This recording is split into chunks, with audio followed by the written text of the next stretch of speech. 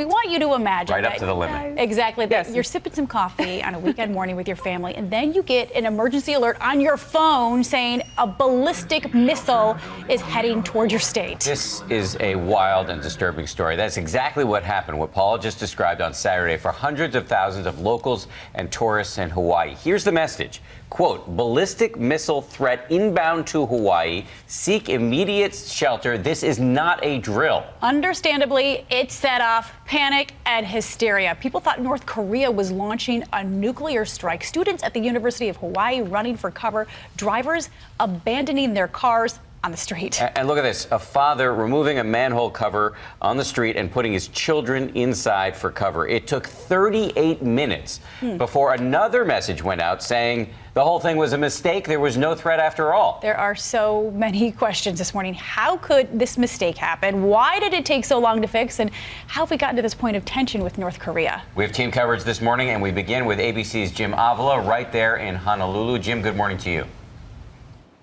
Good morning, Dan and Paula. The good news is Hawaii is still here, not wiped off the map, and the panic attack appears to be over after an entire state is told by its government to duck and cover. This is not a drill. If you are indoors, stay indoors.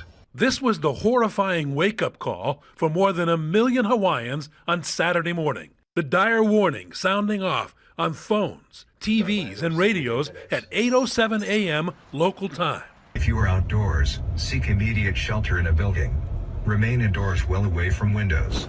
This chilling alert of a ballistic missile heading for Hawaii. This is not the drill. Sparking mass panic and confusion. People are locking down their homes. They're heading for the mountains.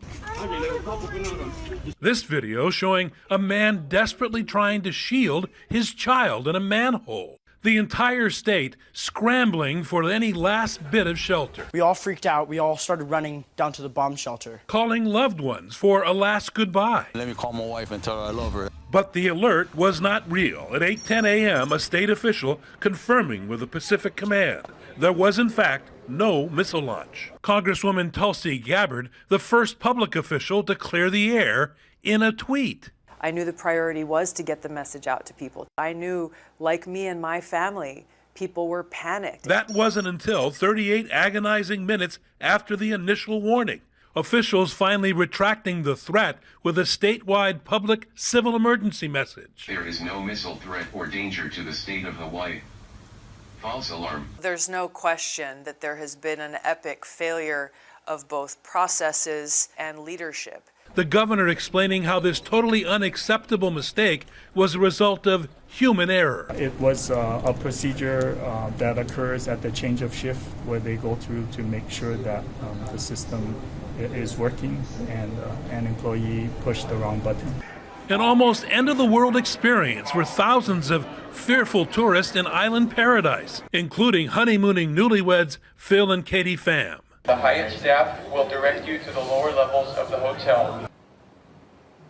And as you can imagine, everyone from all levels of government is now investigating how a simple wrong push of a button can panic millions of Americans. Dan and